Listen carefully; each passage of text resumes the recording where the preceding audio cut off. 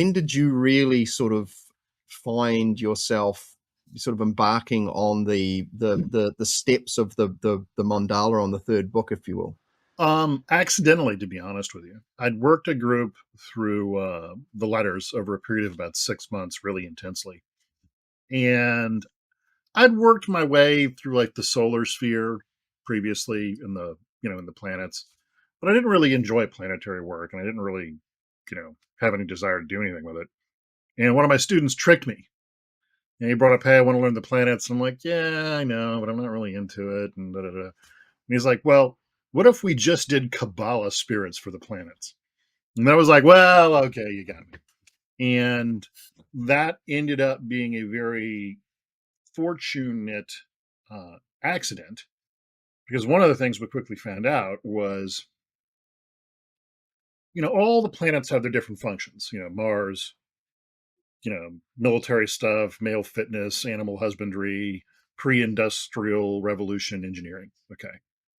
Venus, love in all of its forms, good and bad, etc., etc. But the one thing all the planets had in common was they all had Kabbalah spirits, Mm.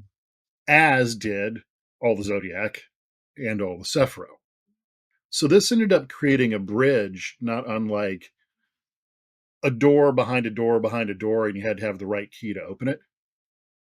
That allowed us to talk to these zodiacal entities and the outer planets from the planetary series as well, in a way that most people couldn't. Most practitioners I talked to who were senior practitioners had gone, yeah, I'd played around with the zodiac a little bit, but the spirits were really hard to talk to. They were really diffuse, kind of hard to get anything, really solid out of them. And what we found is that by focusing on zodiac spirits, Kabbalah spirits, they were just like, bang, they were right there. Now we had to do them in order. So with the planets, we got to Saturn, and then we did Uranus all the way out to the extrasolar zone.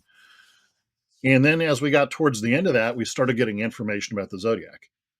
So we started in the month of the zodiac for the year that we were in. And we went through all that and so on and so forth. So it was a really interesting process where just as we get to the end of something, the next piece would get introduced. And what was curious is all of the entities were giving us individual exercises where we would practice that exercise for a week, 2 weeks, maybe a month. And then all of a sudden you're just ready for the next one, and they all fit together. So it was a really interesting process.